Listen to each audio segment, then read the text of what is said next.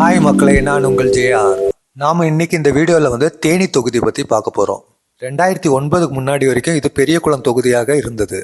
2008 பெரியகுளம் தொகுதி மறுசீரமைக்கப்பட்டு தேனி தொகுதின்னு பெயர் மாற்றம் செய்யப்பட்டது. பெரியகுளம் தொகுதி நடந்த தேர்தலில் 7 முறை அதிமுகவும் 4 முறை காங்கிரஸும் 2 முறை திமுகவும் வெற்றி பெற்றது. தேனி தொகுதின்னு பெயர் மாற்றம் செய்யப்பட்ட பிறகு நடந்த தேர்தலில் காங்கிரஸ் 1 முறையும் 2 முறை அதிமுகவும் வெற்றி பெற்றது. தேனி தொகுதி தென்மேற்கு தொடர்ச்சி மலை அடிவாரத்தில் இருக்கிற ஒரு தொகுதி இது. இந்த தொகுதியில் போட்டியிடும் வேட்பாளரை பற்றி சில சுவாரஸ்யமான விஷயங்களும் தேனி தொகுதிக்குன்னு ஒரு தனி பெருமையும் இருக்குது. அதெல்லாம் இந்த வீடியோக்குள்ளே பார்க்கறதுக்கு முன்னாடி ஆடியன்ஸ் ஆகி உங்ககிட்ட ஒரு கேள்வி. இந்த தொகுதியை பொறுத்த வரைக்கும் எந்த வேட்பாளர் வெற்றி பெறுவாங்க, யார் வெற்றி பெற்றால் இந்த தொகுதி மக்களுக்கு நல்லது செய்வாங்க, இந்த தொகுதியை வளர்ச்சி பாதை கொண்டு செல்வாங்கன்னு நீங்கள் நினைக்கிறீங்களோ உங்கள் பொண்ணான கருத்தை கமெண்ட் பாக்ஸில் டைப் பண்ணுங்கள். வாங்க வீடியோக்குள்ளே போகலாம். வீடியோவை ஸ்கிப் பண்ணாமல் பாருங்கள். வீடியோ பிடிச்சிருந்தா லைக் பண்ணுங்கள். மறக்காமல் நம்ம சேனலை சப்ஸ்கிரைப் பண்ணுங்கள். ஜேகே வாய்ஸ் அவுட் 6 சட்டசபையை உள்ளடக்கியது தான் தேனி தொகுதி. ஆண்டிப்பட்டி, பெரியகுளம், போடிநாயக்கனூர், கம்பம் இந்த 4 சட்டசபை தேனி மாவட்டத்தில் இருந்தும், சோழவந்தான், உசிலம்பட்டி இந்த 2 சட்டசபையும் மதுரை மாவட்டத்திலிருந்து சேர்க்கப்பட்டவை. இந்த தொகுதியோட மொத்த வேட்பாளர் எண்ணிக்கை 15,61,40 பேர். இந்த தொகுதி மக்களுடைய பிரதான தொழில் எதுன்னா விவசாயமும் கால்நடை வளர்ப்போம். இவங்களோட விவசாயம் எதை சார்ந்து இருக்குதுன்னா வெற்றிலை சாகுபடி, மாம்பழம், திராட்சை பழம், ஏலக்காய். இந்த மக்களுடைய நீண்ட நாள் கோரிக்கையாக இருக்கிறது என்னன்னா திண்டுக்கல் டு சபரிமலைக்கு ரயில் பாதை தேவைன்னும், முல்லை பெரியார் அணையில் 152 அடி வரைக்கும் தண்ணி தேக்கணும்னு, திராட்சை ஜூஸ் ஃபேக்ட்ரியும் மாங்காய் ஜூஸ் ஃபேக்ட்ரியும் வச்சு தருமாறு ரொம்ப வருஷமாக இது கோரிக்கை வைக்கிறாங்களா. ஆனால் இது வரைக்கும் செவி கொடுக்கவே இல்லையா. இந்த தொகுதிக்குன்னு ஒரு தனி பெருமை இருக்குது. அது என்னென்னா இந்த தொகுதிக்கு உள்ளடக்கிய சட்டசபை பேரவையில் இருந்து தான் புரட்சி தலைவர் எம்ஜிஆர், ஜெயலலிதா அம்மா, ஓ பன்னீர்செல்வம் இந்த 3 முதலமைச்சரை தமிழ்நாட்டுக்கு வாரி வழங்கியிருக்காங்க. அதிமுக சார்பாக வெற்றி பெற்று அதிமுக கட்சி இப்போ 2ஆ பிரிஞ்சால சுயேட்சையாக இப்போ எம்பியாக இருக்கார் அவர். நீ விட்ட கதையெல்லாம் போதும், மேட்டருக்கு வாங்க தம்பின்னு சொல்கிறீங்களா? இதோ வந்துட்டோம். 2024 இந்த தொகுதியில் போட்டியிடும் கட்சி வேட்பாளரை பற்றி பார்ப்போம். ஆளுங்கட்சியான டிஎம்கே இந்த களத்தில் நேரடியாக களம் இறங்கியிருக்காங்க. அவங்க வேட்பாளர் தங்க தமிழ்ச்செல்வன். ஏடிஎம்கே சார்பாக விடி நாராயணசாமியை களத்தில் இறக்கியிருக்காங்க.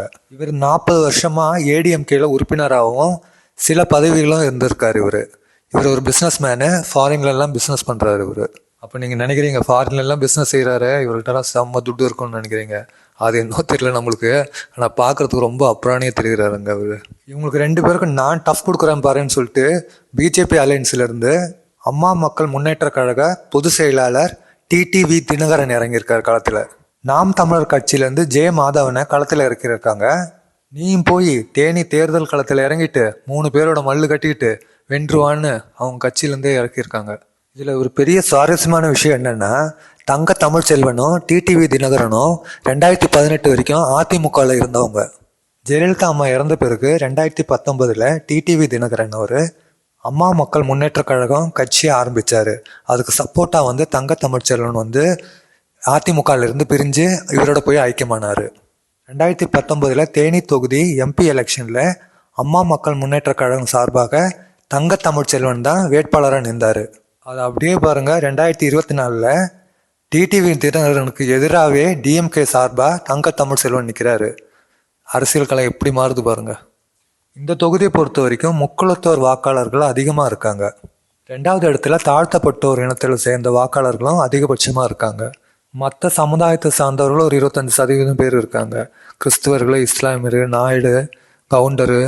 ஒரு முக்கியமான விஷயம் என்னென்னா தேனியை பொறுத்த வரைக்கும் இது அதிமுக கோட்டை. இது கிராமப்புறம் போய் ரெட்டலையை காட்டிட்டாலே கண்ணு மூடி ஓட்டு போட்டுருவாங்க ரெட்டலைக்கு. இந்த தொகுதியை பொறுத்த வரைக்கும் தங்க தமிழ்ச்செல்வனுக்கும் டிடிவி தினகரனுக்கும் நல்ல செல்வாக்கு இருக்குது. ஏன்னா இவங்க 2 பேருமே ஏடிஎம்கேல இருந்தவங்க. டிடிவி தினகரன் அரசியலில் கால் பதிச்ச தொகுதியே தேனி தொகுதி தான். அவர் 1999 போட்டியிட்டு எம்பியாவும் பதவி ஏற்றாரு. 2004 இதே தொகுதியில் போட்டியிட்டாரு. காங்கிரஸ் கிட்ட ஒரு சர்ப்ப ஓட்டு வித்தியாசத்தில் இவர் தோத்தாரு. 15 வருஷமாக இவர் தேர்தல் எம்பி எலெக்ஷனில் களம் இறங்காது இருந்தார். மறுபடியும் 15 வருஷம் பிறகு தேனி தொகுதியில் எம்பி வேட்பாளராக தன் கட்சிக்கு வேண்டி களம் இறங்கியிருக்காரு. இப்போ இந்த தொகுதிக்கு நேரடி போட்டி டிடிவி தினகரனுக்கும் தங்க தமிழ்ச்செல்வனுக்கும் தான் நேரடி போட்டி. டிஎம்கே சார்பாக களம் இறங்கி இருக்கிற தங்கத்தமிழ் செல்வனுக்கு இந்த களம் ஒன்றும் புதுசு இல்லைங்க.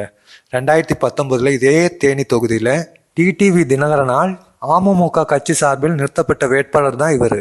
தங்கத்தமிழ் செல்வன் வந்து தேனி தொகுதியோட மைந்தன். அதனால அவருக்கு நல்ல செல்வாக்கு இருக்கு மக்களிடையே.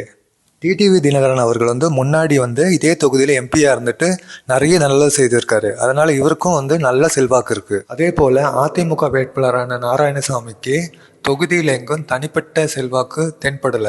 அவருக்கு கட்சியோட செல்வாக்கும் கட்சி சின்னத்தோட செல்வாக்கும் மட்டும்தான் அவருக்கு கை கொடுக்கும். கள நிலவரம் படி பார்த்தா தங்கத்தமிழ் செல்வனுக்கும் டிடிவி தினகரனுக்கும் தான் நேரடி போட்டி. அது டஃப்பாக இருக்கு போட்டி. ரெண்டு பேருமே வந்து நீயா நானான்னு போட்டி போடுறாங்க. ஏன்னா ரெண்டு பேருமே வந்து ஒரே கட்சியிலேருந்து வந்தவங்க, ஒரே இயக்கத்திலேருந்து வந்தவங்க. நீ ஜெயிக்கிறியா நான் ஜெயிக்கிறேன்னு சொல்லிட்டு ஈகோவில் பார்க்குறாங்க. இந்த தேர்தல் களம் வந்து அனல் பறக்கிற தேர்தல் களமாக இருக்குது. அதே போல் காசு பணம் துட்டை சரியாக வந்து விளையாடுன்னு சொல்கிறாங்க. இந்த தொகுதியை பொறுத்த வரைக்கும் தங்கத்தமிழ் செல்வனுக்கும் டிடிவி தினகரனுக்கும் நேரடி போட்டி. மற்ற ரெண்டு வேட்பாளர்களையும் ஓரங்கட்டி உட்கார வச்சுட்டாங்க. போட்டி எப்படின்னா குருவா சிஷியனா. 2019 எம்பி எலெக்ஷனில் தமிழகத்தில் இருக்கிற 39 தொகுதியில் 38 தொகுதியை டிஎம்கே கைப்பற்றிச்சு. இந்த ஒரு தொகுதியை மட்டும் அவங்களால வந்து கைப்பற்ற முடியல. அதனால இந்த எலெக்ஷனில் இந்த தொகுதி மேலே இவங்களுக்கு ஒரு சிறப்பு கவனம், கங்கணம் கட்டி வேலை செய்கிறாங்க. இந்த தொகுதி எப்படின்னா இந்த வாட்டி பிடிச்சிடணும்னு சொல்லிட்டு. ஜூன் 4 நம்மளுக்கு எல்லாருக்கும் தெரிஞ்சிடும் இந்த தொகுதி வந்து டிஎம்கே வசம் போகுதா இல்லைன்னா டிடிவி தினகரன் கைப்பற்றுகிறாரா. காலங்காலமாக சொல்லிட்டு இருக்கிற மாதிரி இது ஏடிஎம்கே கோட்டை. ஏடிஎம்கே வேட்பாளரே ஜெயிக்கிறாரா தெரியல. இது எல்லாத்துக்கும் விடை வந்து ஜூன் 4 தெரிஞ்சிடும். Bye from JR.